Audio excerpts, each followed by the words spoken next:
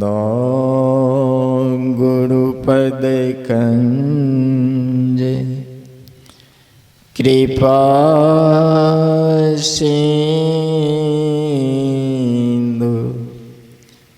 नररूप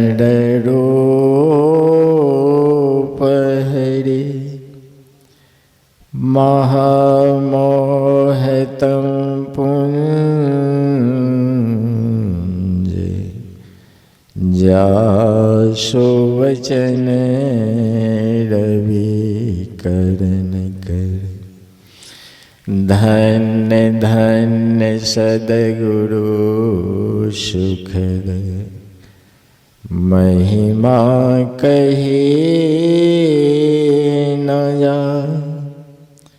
जो कुछ कहूँ तुम्हारी कृपा मोते कछु न वश। जो कुछ कहूँ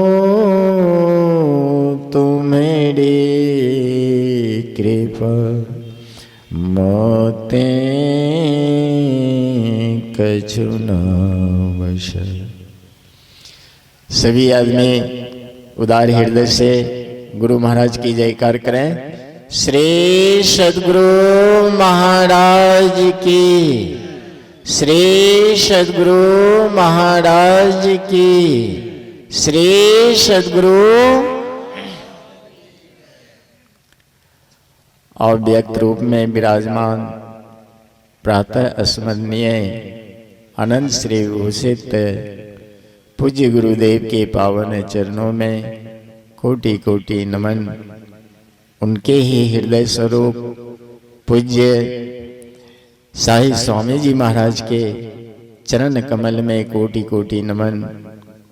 उनके ही कृपा पात्र अपने निवास में विराजमान वर्तमान आचार्य महर्षि चतुरानंद जी महाराज के चरण कमलों में सत सत नमन।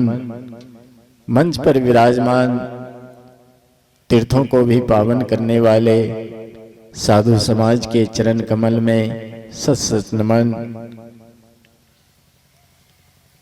सभी धर्म प्रेमी माता एवं बहनों सबको मेरा नमन है। हम लोग अभी वेद की ऋचा से श्रवण कर रहे थे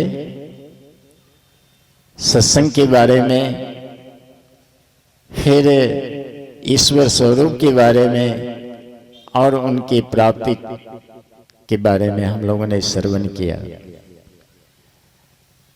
तो उस परमात्मा को जो कोई प्राप्त करना चाहेंगे तो पहले उनके स्वरूप के बारे में जानना चाहिए कि वो परमात्मा कैसा है, कहाँ रहते हैं और किस अवस्था में।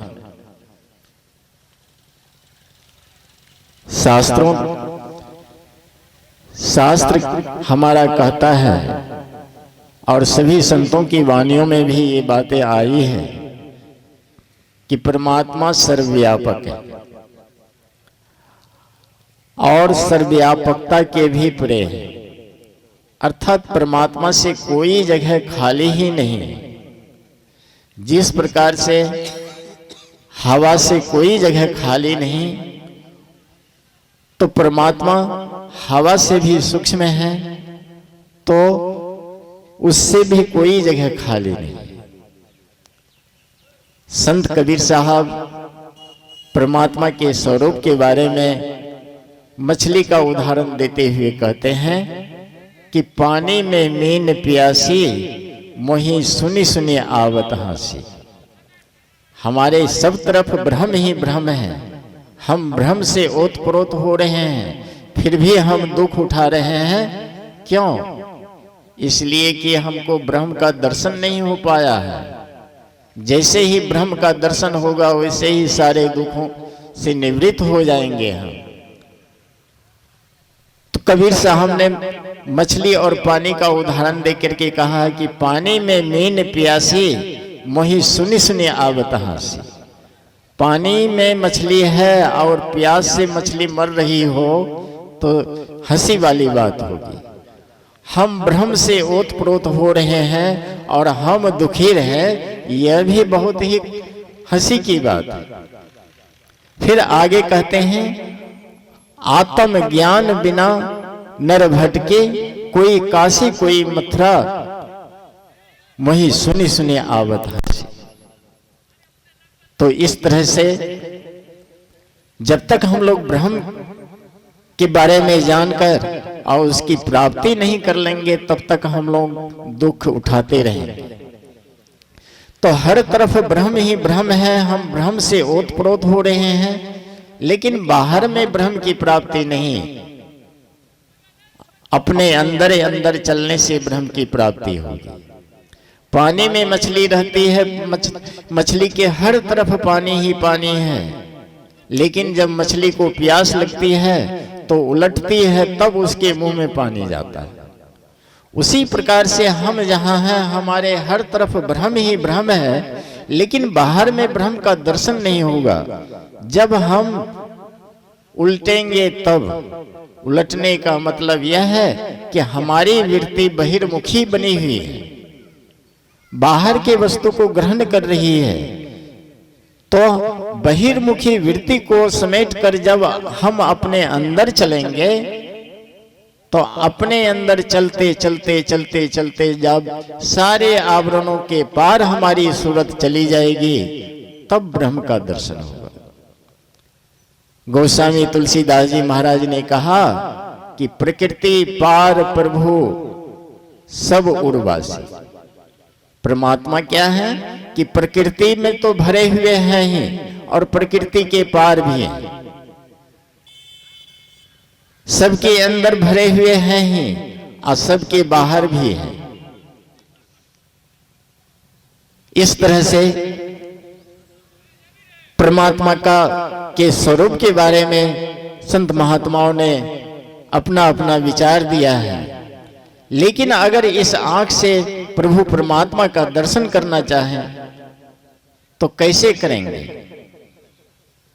परमात्मा का ही सगुण रूप होते हैं गुरु, या जितने अवतारी पुरुष हैं परमात्मा का ही सगुण रूप है।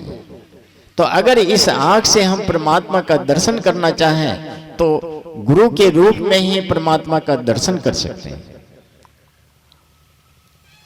और निर्गुण रूप में अगर दर्शन करना चाहें तो अपने अंदर में उनका दर्शन करना होगा, अपने अंदर में चलना होगा। दोनों को साथ लेकर के चलना है। संत कबीर गोस्वामी तुलसीदास जी महाराज की वाणी में है, ही निर्गुण नैनन ही सगुण, रसना नाम सुनाम, मन हो पुरट संपुट लठस, तुलसी ललित नना।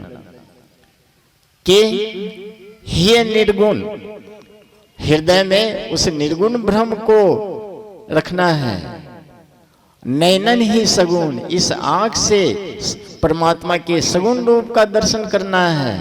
अब दोनों को साथ लेकर भक्ति करेंगे, सगुण का सहारा लेकर निर्गुण में प्रवेश करेंगे, तब चलते चलते अंत में परमात्मा का दर्शन होगा। इसके लिए सत्संग अनिवार्य है। सत्संग अनिवार्य है। अंदर में चलने के लिए ध्यान का प्रावधान है। तो जब तक हम लोग सत्संग नहीं करेंगे तब तक अंदर में चलने की प्रेरणा न हम में नहीं जगेगी। सत्संग करना, स्तुति विनती करनी, या और भी बाहरी जो कोई पूजा पाठ है वो ध्यान में सहायक होता है, ध्यान करने के लिए प्रेरित करता है। इसलिए ध्यान अनिवार्य है। अभी हम लोग वेद की ऋचा में सुन रहे थे कि वेद भगवान उस ब्रह्म को प्राप्त करने के लिए पहले कह रहे हैं बुद्धि योग कीजिए। बुद्धि योग करने के लिए अर्थात सत्संग करने के लिए कह रहे हैं। सत्संग करते करते करते करते मन संसार से फिरकर परमात्मा की ओर चलेगा, तब ध्यान करने में मन लगेगा। सत्संग ध्यान करने के लिए प्रेरित करता है। तो सत्संग की अनिवार्यता है। हम लोग सत्संग करेंगे तभी ध्यान कर सकते हैं। और जब तक ध्यान पूर्ण नहीं होगा तब तक ब्रह्म की प्राप्ति नहीं होगी। इन्हीं चंद शब्दों के साथ मैं अपनी वाणी को विराम देता हूँ। अब पूज्य जनों से आप लोग और विशेष बात श्रवण कीजिए। एक बार उदार हृदय से जयकार करें। श्री सद्गुरु